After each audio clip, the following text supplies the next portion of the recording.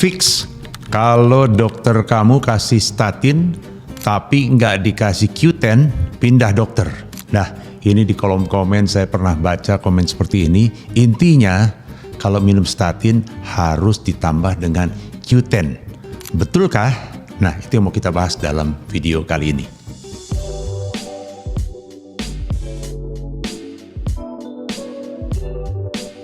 Halo teman-teman, selamat datang di Seputar Jantung, channel edukasi jantung terpercaya, membahas segala hal yang berhubungan dengan jantung secara mendalam tetapi tetap mudah dimengerti bersama dengan saya, Dr. JJ. Video kali ini saya beri judul Manfaat Q10 dan nanti kita akan bahas juga hubungannya dengan pemberian statin ya. Jadi ini satu isu yang banyak ditanyakan di sosial media bahkan juga oleh pasien-pasien, apakah kalau minum statin harus minum Q10. Nah, saya akan membahas lebih dulu apa sebetulnya Q10, nanti kita juga hubungkan dengan statin dan juga nanti kita lihat bagaimana sebetulnya manfaat Q10 buat tubuh kita ya. Ya, kita mulai dulu dengan apa yang dimaksud dengan Q10 ya. Q10 atau juga sering disebut sebagai koenzim Q10 atau juga ada nama lainnya ubiquinon. Ini adalah zat yang sama atau molekul yang sama dalam tubuh kita. Nah, di mana dia bekerja? Saya ajak kita melihat namanya mitokondria ya. Jadi di sel kita, kalau kita bicara ini sel besar, di dalam sel itu ada satu bagian yang disebut sebagai mitokondria. Nah, mitokondria ini sebetulnya adalah semacam pabrik penghasil energi ya, penghasil energi. Nah, teman-teman masih ingat kalau waktu kita SMA dulu namanya ATP. Nah, si Q10 ini adalah dia semacam kurir begitu. Jadi kalau kita makan, maka makanan kita akan menghasilkan namanya elektron. Nanti ada rantai elektron di dalam sel. Nah, Q10 ini adalah semacam kurir yang membawa elektron dari satu kompleks ke kompleks yang lain sampai akhirnya menghasilkan ATP. Nah, ATP ini adalah sumber energi tubuh. Nah, ini penting karena ketika kita kekurangan ATP atau kekurangan Q10 dan akibatnya kekurangan ATP, maka kita menjadi letih atau lemah atau tidak ada energi untuk tenaga. Nah, itu sebabnya ATP ini diperlukan oleh sel-sel otot jantung ya, atau otot rangka kita, atau hati, ginjal ya. Jadi keberadaan Q10 ini sangat penting untuk kerja dari otot-otot ini. Yang kedua, Q10 juga adalah antioksidan ya. Antioksidan itu begini, dalam tubuh kita seringkali terjadi yang namanya ada radikal bebas. Radikal bebas itu adalah di mana molekul-molekul yang ada satu tangannya tidak berikatan dengan yang lain. Misalnya kalau oksigen O2 tuh O yang satu berikatan dengan O yang lain. Tapi kalau ada satu tangannya bebas itu kita sebut radikal bebas. Dan tangan yang bebas ini bisa jadi tanda petik jadi nakal atau jahat kemana-mana. Dia nempel di membran sel, dia nempel di mana-mana sehingga menyebabkan namanya oksidasi. Nah, si Q10 ini bisa mengikat itu sehingga dia bersifat antioksidan. Jadi dari dua sifat ini kita bisa tahu bahwa Q10 ini sangat bermanfaat untuk tubuh, satu sebagai sumber energi dan satu lagi sebagai antioksidan. Banyak yang bertanya karena ini Q10 ini kan banyak suplemennya begitu. Apa beda vitamin ya dengan Q10?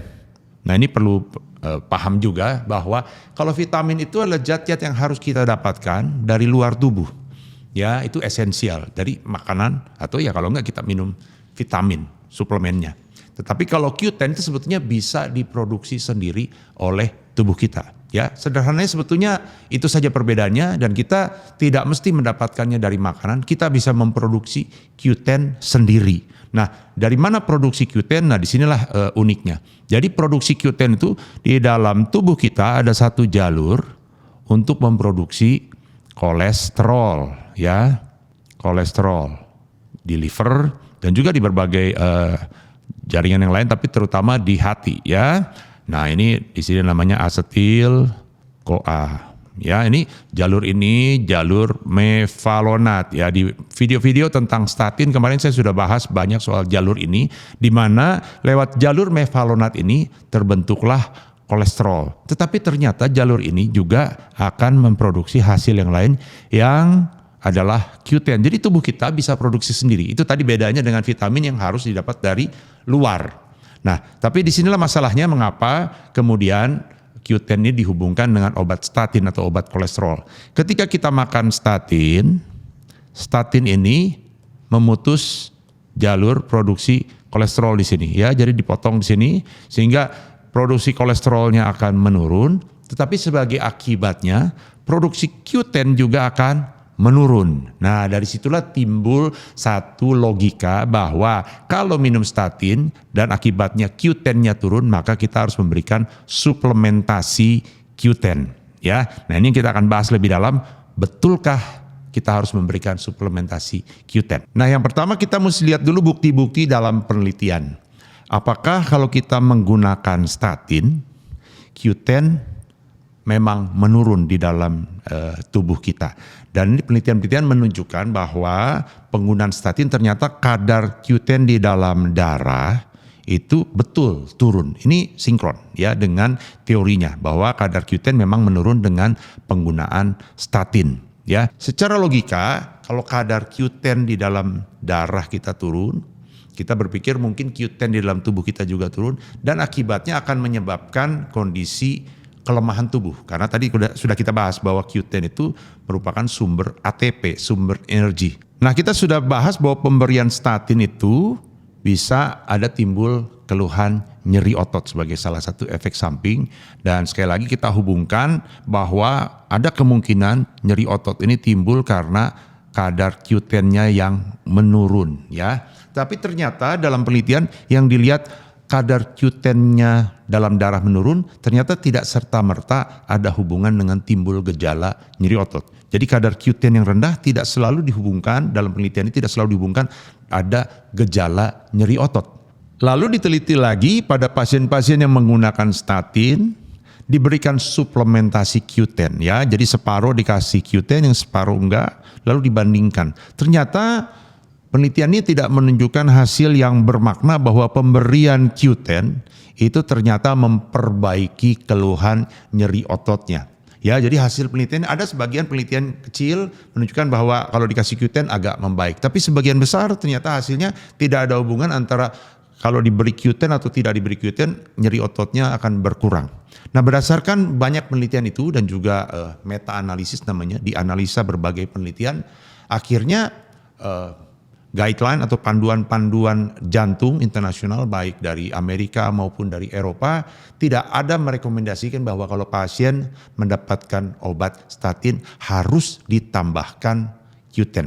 Nah, ini penting saya tekankan bahwa di dalam dunia medis hal yang kelihatannya logika tidak selalu kita praktekkan dalam praktik medis kalau tidak ada bukti-bukti penelitiannya ya. Jadi sepanjang tidak ada bukti-bukti penelitian yang menunjang ini, maka tidak menjadi rekomendasi harus diberikan Q10. Nah, pertanyaannya, Dok, kalau minum statin terus minum Q10 boleh apa enggak? Ini lain soal. Kalau boleh silakan saja ya, tetapi tidak menjadi suatu keharusan. Kalau seorang dokter memberikan obat statin lalu tidak menambahkan Q10 itu juga bukan praktek yang salah karena di dalam panduannya juga tidak ada rekomendasi harus ditambahkan Q10 ya. Nah, sampai di sini saya kira sudah menjawab pertanyaan di awal. Nah, saya mau lanjutkan dengan membahas apa kalau gitu manfaat Q10 untuk tubuh kita yang lainnya ya. Yang pertama manfaatnya untuk jantung secara umum. Apakah ada manfaat untuk jantung? Nah, pada orang sehat, kalau jantungnya sehat, pemberian Q10 ternyata tidak ada manfaatnya. Jadi tidak ada manfaat orang sehat untuk mencegah sakit jantung lalu minum suplementasi Q10 ya. Tetapi pada orang yang sudah gagal jantung ada penelitiannya. Penelitiannya namanya Q-Symbio ya. Ini pemberian Q10 pada pasien yang gagal jantung. Tapi memang penelitian ini juga bukan penelitian yang besar sekali. Pasien yang diteliti sekitar 400-an orang. Ini menunjukkan bahwa pasien gagal jantung bila diberikan Q10 ternyata kondisinya ada perbaikan. ya, kondisi perawatannya membaik, angka kematiannya juga menurun. Sehingga sempat kami dokter-dokter jantung waktu penelitian ini, Q-Symbio ini juga kita sering memberikan Q10 pada pasien yang gagal jantung sebagai suplementasi. Di samping obat-obat gagal jantung ini ada banyak yang lainnya, jadi ini sebagai adjuvan namanya, sebagai tambahan, bukan obat utama. Tetapi setelah penelitian Q-Symbio ini, nyaris tidak ada penelitian-penelitian lain yang mendukung pemakaian Q10 pada gagal jantung, dan ini sudah berlangsung lebih dari 10 tahun lebih, sehingga tidak ada replikasi penelitian, tidak ada pengulangan penelitian dengan hasil yang sama, sehingga kalau kita lihat dalam panduan internasional untuk kondisi gagal jantung ini, pada saat ini juga pemberian Q10 ini tidak masuk dalam rekomendasi.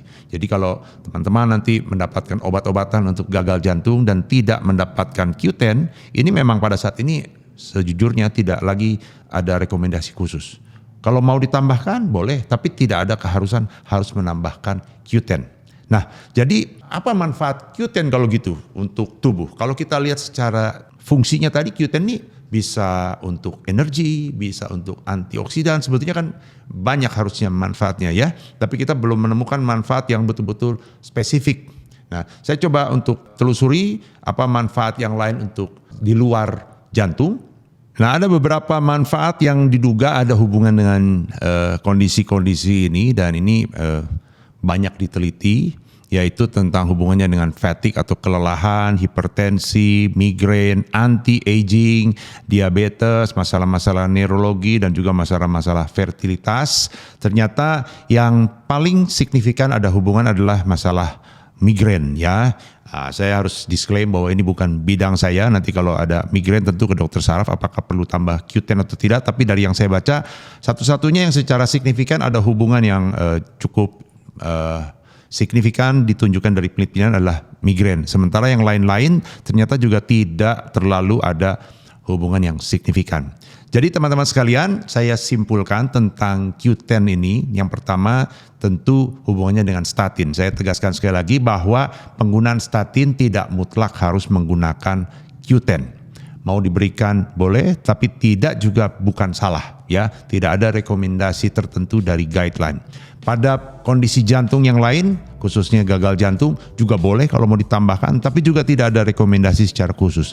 Dan di luar masalah jantung, satu-satunya yang saya temukan adalah ada hubungan dengan migrain, tapi ini tentu saja harus juga bicara dengan dokter saraf. Tapi untuk kondisi-kondisi yang lain, Q10 bukan kondisi yang signifikan bisa meningkatkan kondisi tubuh kita bila dilakukan suplementasi. Jadi cukup dengan apa yang diproduksi secara internal oleh tubuh kita itu sudah cukup.